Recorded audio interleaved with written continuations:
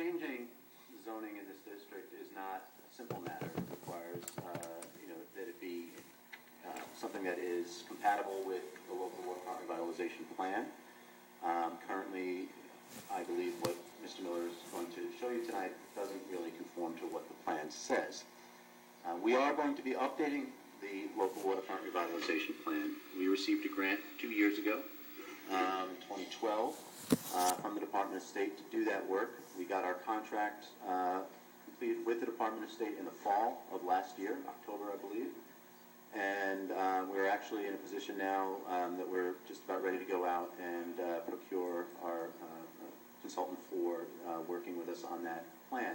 So there is going to be a look at the local waterfront revitalization plan coming up, and perhaps in that context it might make sense to consider this along with other things. But Mr. Miller did want to move forward with the zoning amendment, and so we thought, let's have this conversation, and I think he has some nice things to say there. Yeah.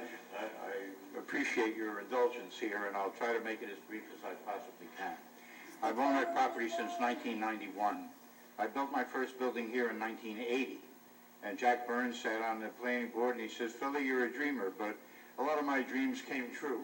And I've been an employer and a contractor and a builder, and I don't think I've done anything to of course, I've helped myself, but I think I've helped the city along. Notice he doesn't say what the building is. People said, well, we would like something that looks nice, and I said, well, if you want an opinion about whether my properties look nice, ask the tax assessor, and he'll be glad to tell you.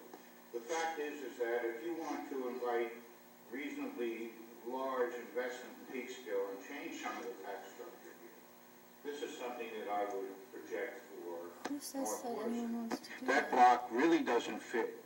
The city has done wonderful things with the waterfront zone from the railroad to the river. And in that case, the parks are marvelous, and they should be protected, and they should be used at the utmost for our population. And I really appreciate what they've done there.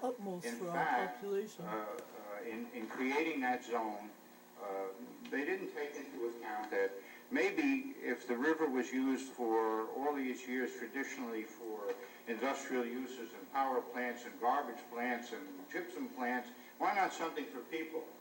How would you like to live on the river, sitting on the river?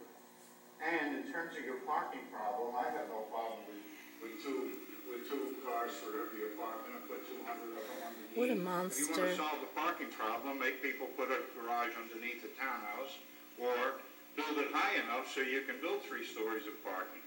Such a pretty cartoon. It also alleviates the problem of Hurricane Sandy, because if you have parking underneath, that's not going to be a problem at all.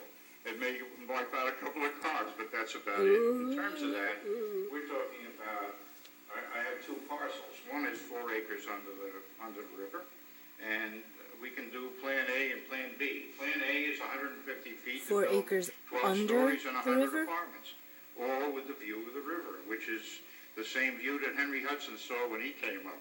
And it's a marvelous spot. When I bought the property in 1991, and I told the guys that I bought it from, after I had been working there as a contractor, I love the spot. I was born in the old Peekskill Hospital in 1940, so yeah, I probably am a lot older than I look, but nevertheless, I've been around a long time. And what I propose here, we don't need grants. At least as long We to don't see Henry need Hudson's view. government. We don't need IDA. We need private funding, which was available.